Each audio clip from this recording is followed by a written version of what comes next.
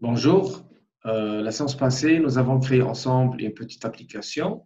Donc, on a créé ici quelques boutons ajouter, éditer, supprimer pour ajouter, bien sûr, supprimer l'étudiant. Alors ici, vous avez un bouton de gestion étudiant. On va ajouter aussi un petit peu de métier relatif à la gestion de l'absence. Et je vous ai parlé qu'elle était recommandé de structurer votre projet. Alors, j'ai ajouté trois modèles, trois dossiers. Alors, chaque dossier va contenir un certain ensemble de, de classes, d'accord? Alors, ici, vous avez dans Views, on fait les fenêtres, et tout ce qui est en relation avec les interfaces. Dans Modèle, on va ajouter nos classes. Et dans Business, on va ajouter, bien sûr, le métier. On va le voir après. Alors, on a créé ensemble la classe étudiant. Alors, ce que je vais rajouter ici, donc, il est fortement recommandé de commenter votre code.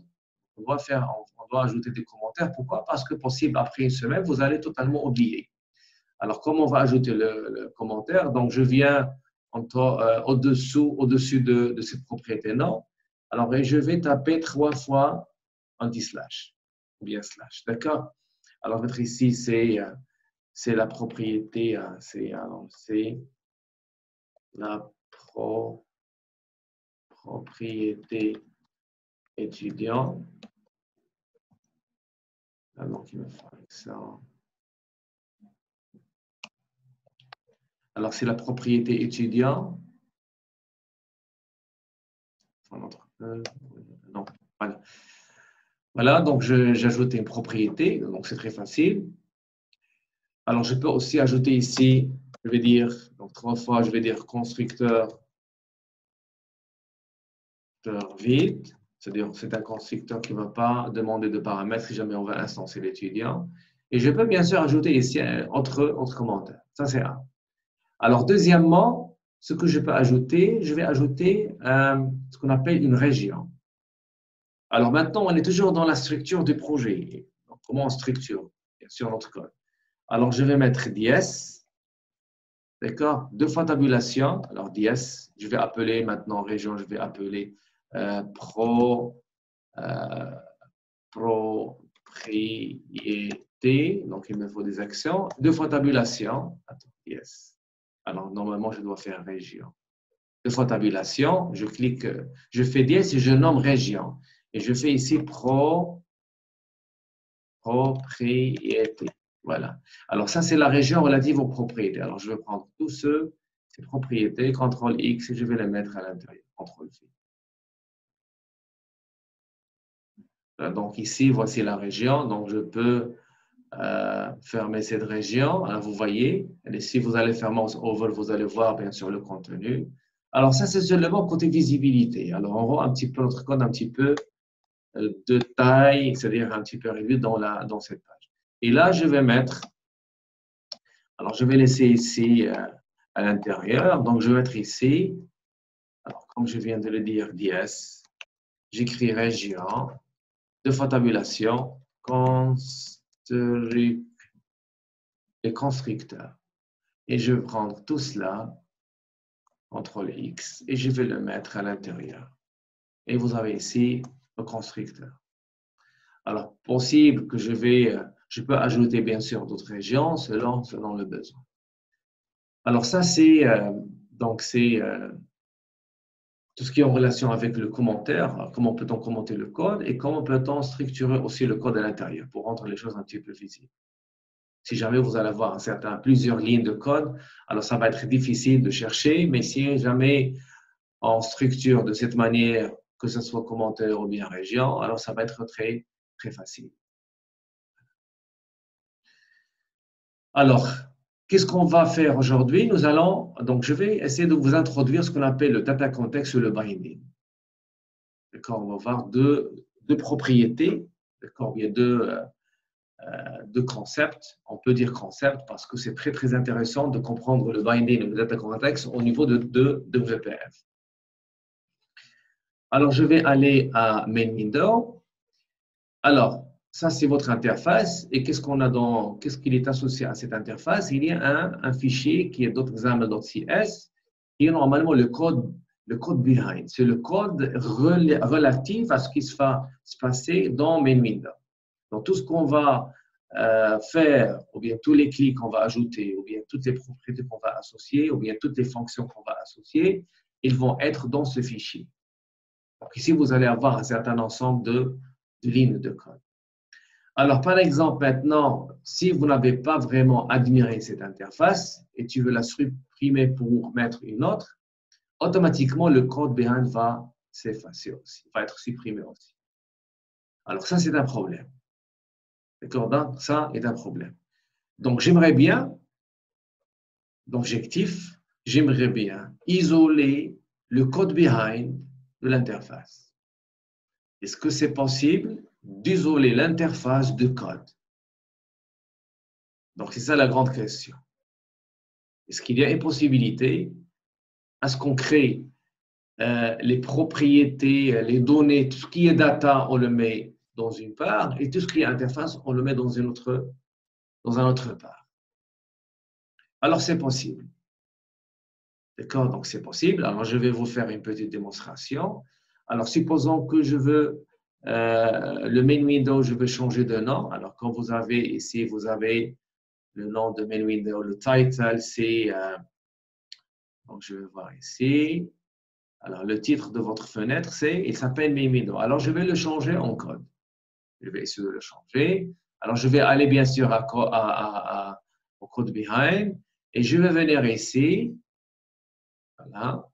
Lorsque la fenêtre va être chargée, d'accord, c'est pas va être chargée, mais lorsque je vais lancer, je vais mettre ici this.title égale, par exemple, hello from the other side. Point virgule. Alors, j'insère, bien sûr, je change la propriété de title, mais le code, elle est dans le code behind. D'accord? Alors maintenant, si jamais je supprime cette fenêtre, le code behind va être aussi supprimé. Et ça, c'est un problème. Alors, je lance l'application pour voir est-ce que je vais afficher cette chaîne de caractères dans la fenêtre, dans le tir de la fenêtre. Et comme vous voyez ici, vous voyez l'affectation, bien sûr, de la valeur de cette chaîne de caractères à title. Donc, il y a une affectation. Donc, mais le code s'exécute où? On l'a écrit où? On a avant écrit le code dans le code behind. Alors maintenant, je vais introduire la notion de data context et de binding. Alors, title pour moi est une propriété de la fenêtre. C'est une propriété. Donc, je vais essayer d'affecter à cette propriété une donnée ou bien une chaîne de caractères, mais je vais faire l'affectation non pas ici, mais dans une autre classe. D'accord? Donc, je vais créer la classe qui va contenir les propriétés qu'on va bien sûr changer pour main window. Alors, je vais venir maintenant à business. Bouton droit, je vais ajouter une classe que je vais nommer main window business. Main window business. Voilà. Et dans ce main window business, je vais mettre toutes les données, d'accord, et toutes les propriétés. Et on va voir aussi toutes les commandes relatives à main window. Tout ce qui est en relation avec data va être dans cette classe. Alors, je vais rendre la classe publique.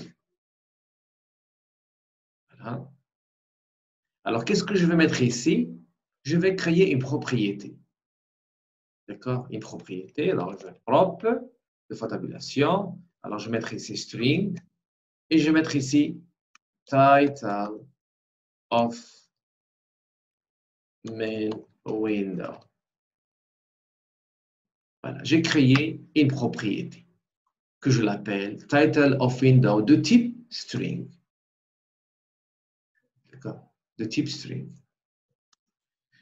Alors, je vais ajouter un constructeur CTOR à ma classe main window business. D'accord? Je vais ajouter une classe et je vais mettre title of main window va être égal à hello from the other side. Donc, j'ai rien fait. J'ai créé une classe, main window business. J'ai ajouté une propriété qui s'appelle title of main window. Et j'ai affecté cette chaîne de caractères à main window. D'accord? Alors, je vais aller à mainwindow.xml.cs et je vais enlever carrément cette ligne. Alors, vous voyez ici, vous avez main window dans Views et vous avez main window business dans Business. Et il n'y a pas de relation. Ils sont totalement indépendants, ces deux classes. Il n'y a pas de relation. Mais mainwindow.xaml.cs, il est en relation avec mainwindow. C'est son code behind. Tout ce qui se passe, tout ce qui se passe dans mainwindow comme fonctionnalité peuvent agir sur l'interface. Mais là, c'est une autre fenêtre, c'est une autre classe qui contient un certain ensemble de propriétés. Et qu'est-ce qu'on a ici? On a une seule propriété qui est title of mainwindow. Et bien sûr, cette propriété, j'affecte une chaîne de caractères. Alors, je vais essayer maintenant de faire la liaison. Alors, ce title of main window, d'accord, cette propriété, normalement, je dois la relier avec la propriété title de main window. Alors, je vais copier ça, CTRL-C. Je vais aller à main window. Je vais aller à window. Et ce title-là qui est main window, d'accord, ce title, cette propriété-là, je vais la lier avec une propriété de la classe main window business. Je vais faire la correspondance, je vais faire la liaison, je vais affecter la propriété que j'ai créée dans main window business qui est title of main window avec la propriété title de la classe main window. Donc, je vais faire la correspondance, je vais faire la liaison. Alors, je vais faire la liaison. Alors, en C#, comment on va faire la liaison? On va faire binding, CTRL-V, main. Alors, binding, il y a ce mot-là, ce mot réservé, binding, avec la propriété title of main window.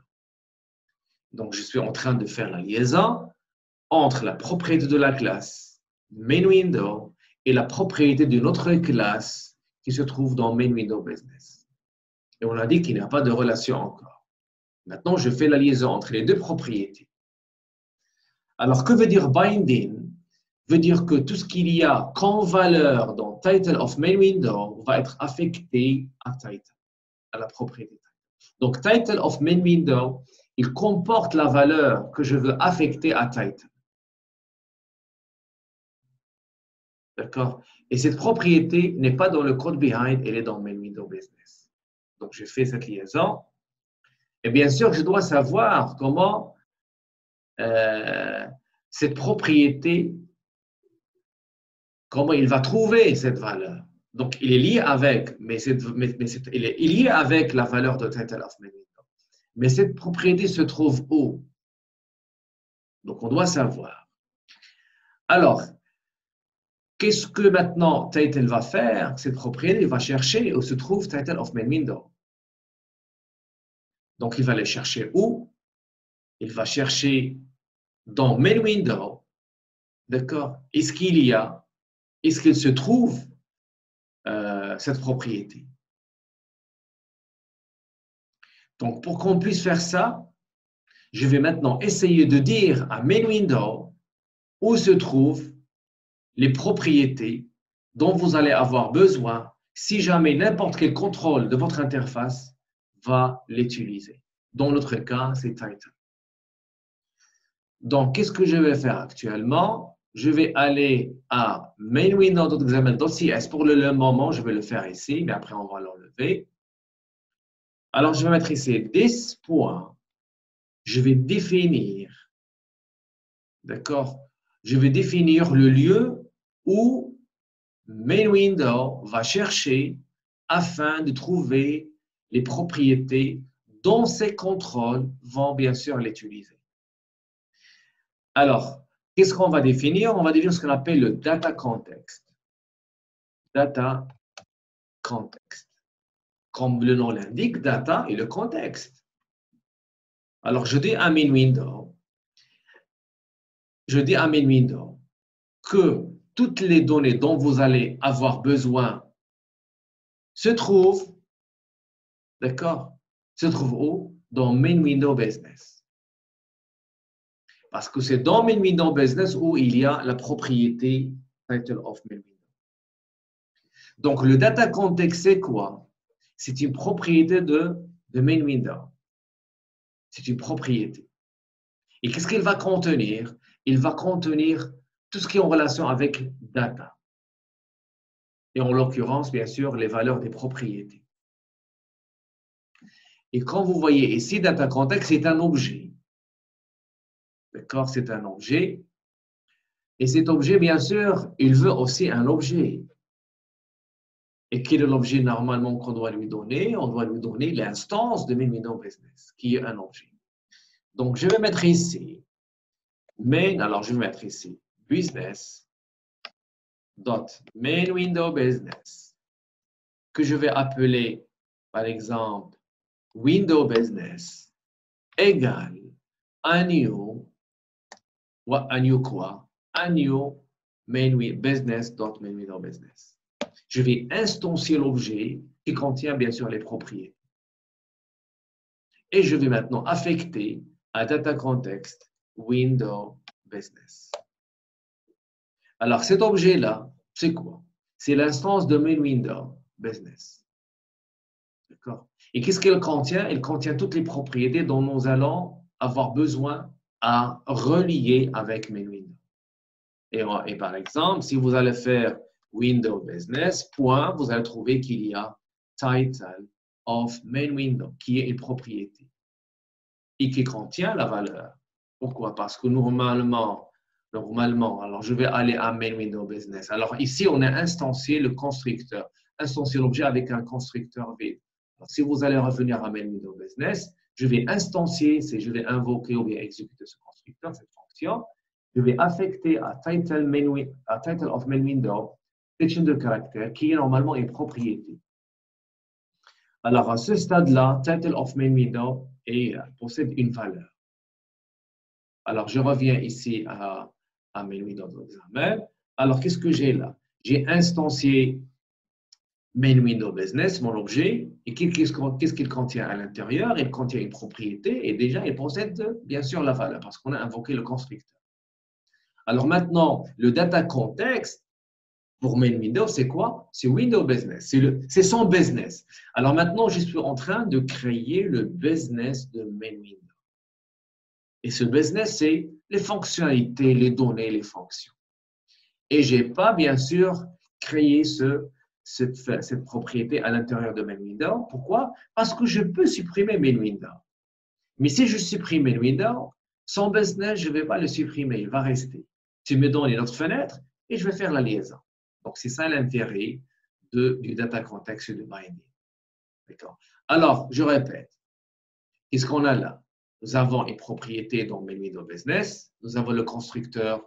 On affecte la valeur hello from to title of main window.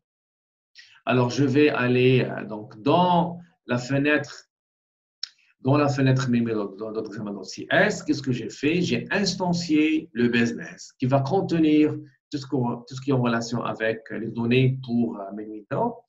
Et j'ai affecté à this qui est main window, j'ai affecté le window business ici à son data context. C'est comme si je dis à main window, les données dont vous allez avoir besoin, d'accord?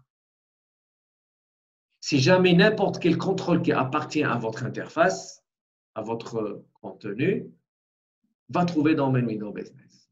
Il va être là, il va être ici dans main window business. Et si maintenant je vais aller à main window, qu'est-ce qu'on a vu? On a vu que le title qui est une propriété de window, qu'est-ce qu'il veut? Il veut la valeur de cette propriété parce que le title, il est lié, binded with. Il est lié avec la propriété. La propriété liée avec une propriété. Ça, c'est la propriété de la fenêtre. Ça, c'est la propriété d'une classe. D'accord? Alors maintenant, la liaison existe. Une fois que je vais exécuter, alors le title, il va demander à main window où se trouve le data context. Le data context, normalement, il est attaché à main window, c'est main window business. Alors, il va aller vers main window business, il va trouver la valeur de title of main window, il va la faire. Alors, comme vous voyez, on a fait une isolation, d'accord, jusqu'à maintenant. On est fur et à mesure, on va isoler. On a isolé la valeur de la propriété de main window l'a isolé du code behind. Donc, il y a une isolation. D'accord? Alors, je vais lancer, je vais exécuter, démarrer pour voir de près est-ce que ça marche ou non.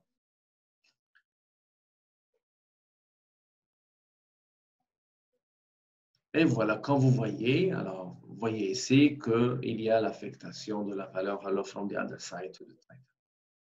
Alors ici, donc, main window, ici, ne va pas prendre cette valeur à partir de son code behind. Donc, il ne va pas prendre ça. Je pense que les choses sont devenues un petit peu claires.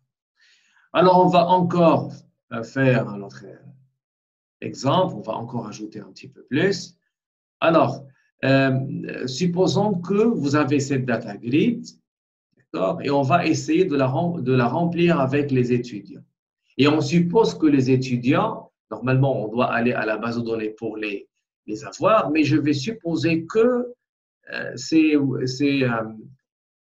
étudiants, je vais les créer en dehors, c'est-à-dire je vais les créer ici, dans l'application. Je ne vais pas aller les chercher dans la base de données. Alors, ce que je vais faire, alors je vais aller à ce main window business et je vais créer une propriété liste. Parce que normalement, si on va remarquer ici, alors pour afficher dans Data Grid, on a besoin d'une liste. Et cette liste, nous l'avons créée l'autre fois, mais on n'a ajouté qu'un seul étudiant. Alors moi, qu'est-ce que je vais faire?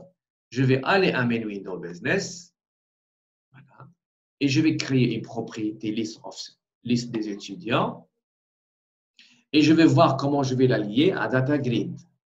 Donc, je vais faire hop, de tabulation. Alors, liste de quoi? De étudiants.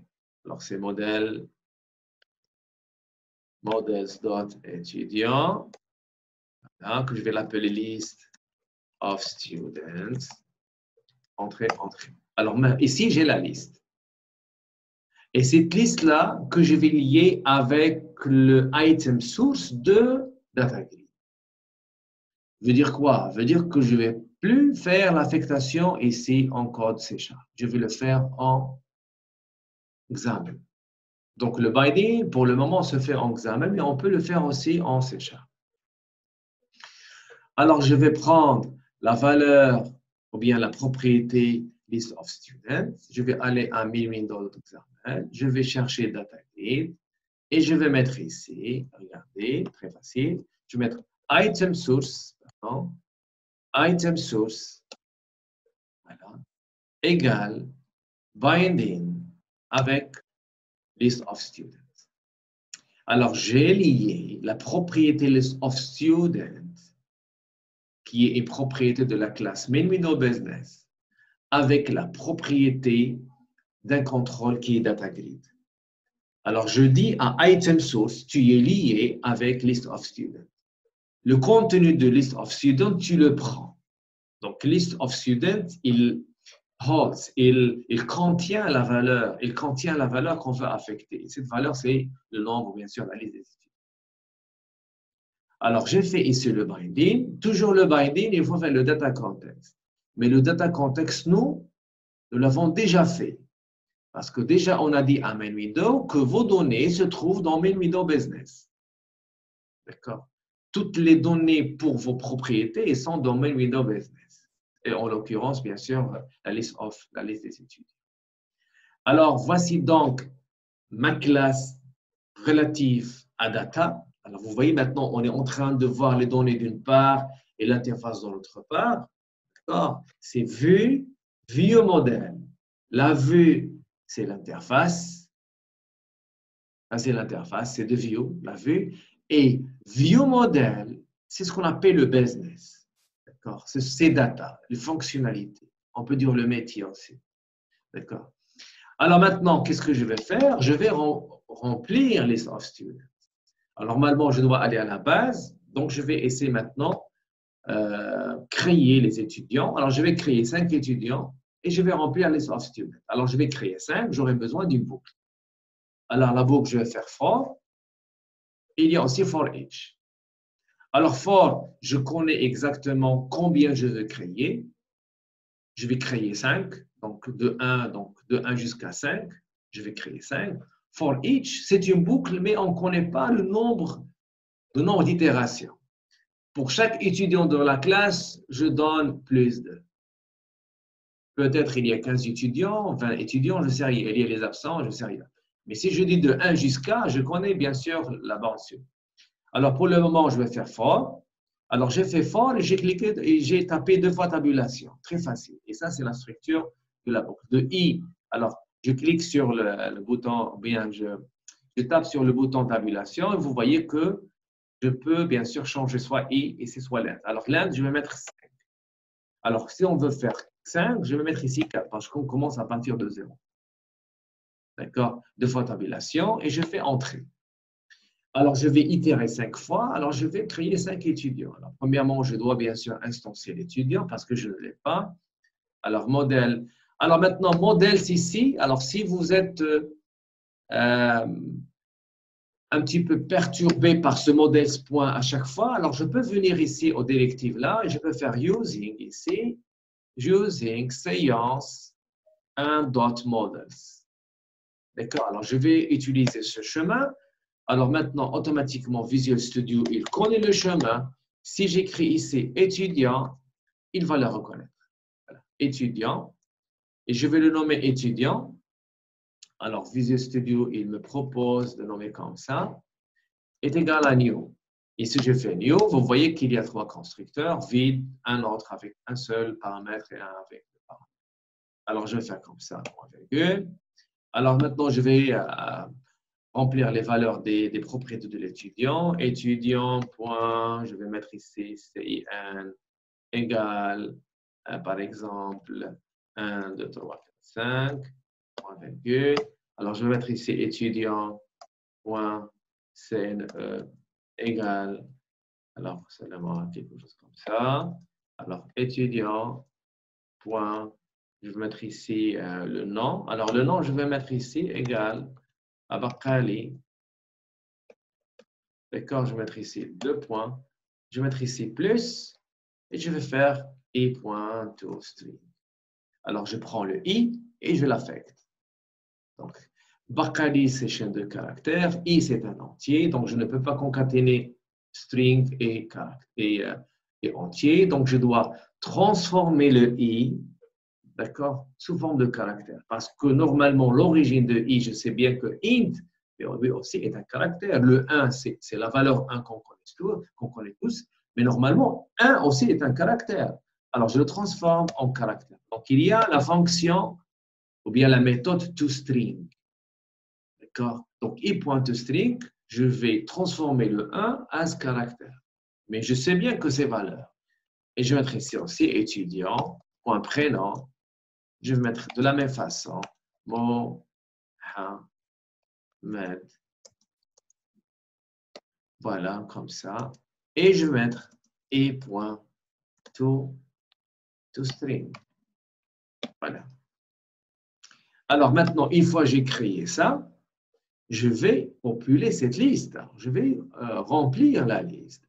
Parce que i est égal à 0, je vais créer le premier. Je dois l'ajouter à la liste. Alors, je vais mettre ici list of students, point add. D'accord, je vais ajouter à la liste. Add quoi? Je vais ajouter. Alors, qu'est-ce qu'il me demande? Il me demande étudiant as item. Donc, il veut un item de type étudiant. Alors, l'étudiant que j'ai, c'est étudiant que je viens de créer. Et je vais prendre un. Donc, i égale à 0, j'ajoute le premier, le deuxième, le troisième, ainsi de suite. Alors, n'oubliez pas, bien sûr, d'instancier list of students. Sinon, vous allez avoir un problème. Parce que maintenant, list of students, c'est quoi? Est une propriété. d'accord, est une propriété, alors normalement, je dois l'instancier. Alors, list of students égale à new list of students. Voilà.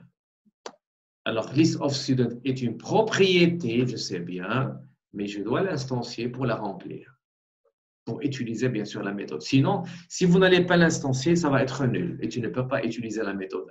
Vous allez avoir un problème. Alors maintenant, dans le constructeur, je vais populer cette liste avec les étudiants. On a 5. Cette liste, list of students, elle est liée avec DataGrid, item source égale binding list of students. Et cette DataGrid, il peut savoir où se trouve data. Alors, data se trouve dans main window business. Data, elle est là. Dans data, elle est là. Alors, dès ce point, data context est égal à Windows Business. Je dis à main window, tous vos contrôles, et en particulier data grid, peut aller chercher le contenu ou bien aller chercher les données à ses propriétés dans cette classe ou bien dans cet objet Windows Business. Alors, j'exécute, démarrer. Et voilà la liste de, vous voyez, elle est remplie par les valeurs qu'on a créées. Ce sont les étudiants. Les données ne se trouvent pas dans main window.xaml.cs, ne se trouvent pas dans le code behind. Si, par exemple, vous êtes un développeur et vous avez un superviseur ou bien le directeur de votre entreprise, il vous dit « je n'ai pas apprécié cette fenêtre », alors s'il veut me donner une autre ou bien que je supprime celle-ci, je n'ai pas de problème. Pourquoi? Parce que tout ce qui est en relation avec métier, il est dans une autre classe, il n'est pas dans le code behind.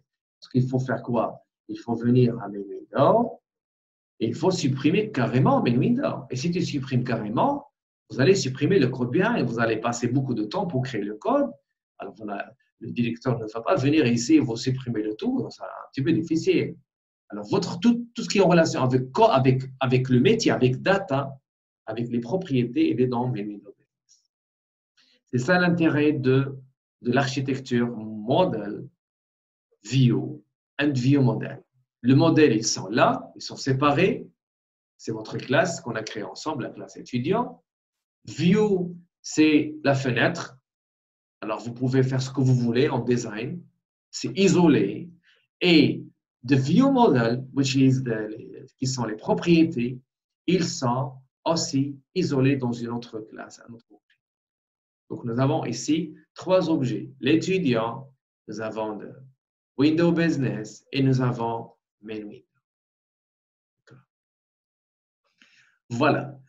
Alors, je vais venir à main window.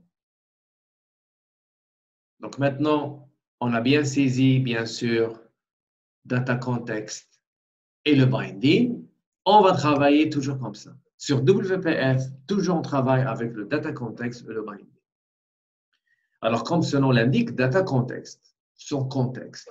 Dans le contexte médical, ce mot veut dire. Dans le contexte physique, ce mot veut dire. Donc, ça, c'est le contexte. Et binding, c'est linking, c'est affectation, c'est la relation. Et on relie les propriétés pour le moment et on fait le data context entre les objets. Donc, le data grid, normalement, qu'est-ce qu'il fait? Ou bien, item source, qu'est-ce qu'il fait? C'est une propriété. Alors, item source, qu'est-ce qu'il dit? Il dit, je veux la valeur de list of students. D'accord. Je veux la valeur. Je suis lié avec cette propriété. Qu'est-ce que tu veux? Je veux prendre sa valeur. Mais item source dit, mais cette list of students qui est propriété se trouve où? Et c'est rien. Est-ce qu'il est dans le code behind? Non. Donc, ce n'est pas ici le code behind. Il va dire à sa mère qui est data grid, ma mère data grid, vous avez le contexte, vous connaissez où se trouve list of students? Elle va dire non, je ne sais rien. Essayez de voir votre grand-père.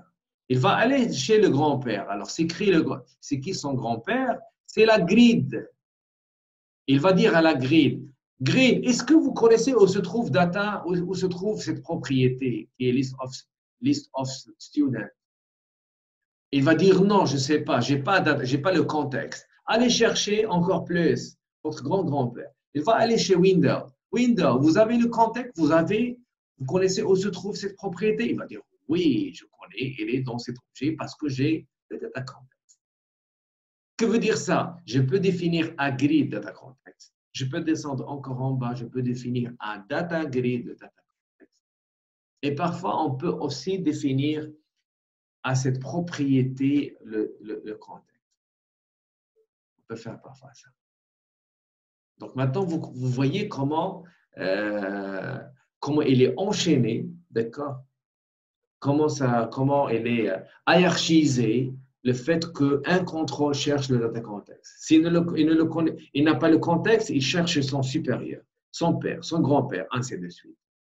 Parce que parfois, on va essayer, parce que je ne peux pas laisser le contexte ici de tout ce qui se passe dans l'interface chez MinWindow. Donc, je vais essayer de faire le contexte de chacun.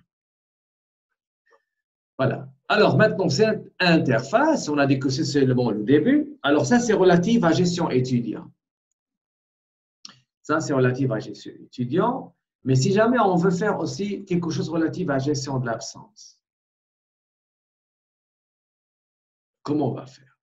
Alors, si je clique à gestion absence, qu'est-ce que je vais montrer ici? Alors, je vais supprimer, hide, je vais cacher. Alors, ça va être un petit peu difficile. Donc, j'aimerais bien savoir comment je vais gérer, bien sûr, mon interface de cette application. Je vais essayer de faire une structure. Je vais essayer de faire une conception. Je vais essayer de faire une conception. C'est ce qu'on va essayer de voir, bien sûr, la séance prochaine. Alors, aujourd'hui, on s'est vraiment concentré que à data context et le binding. Et bien sûr, on va aussi l'utiliser aux séances qui vont venir. Merci pour votre attention.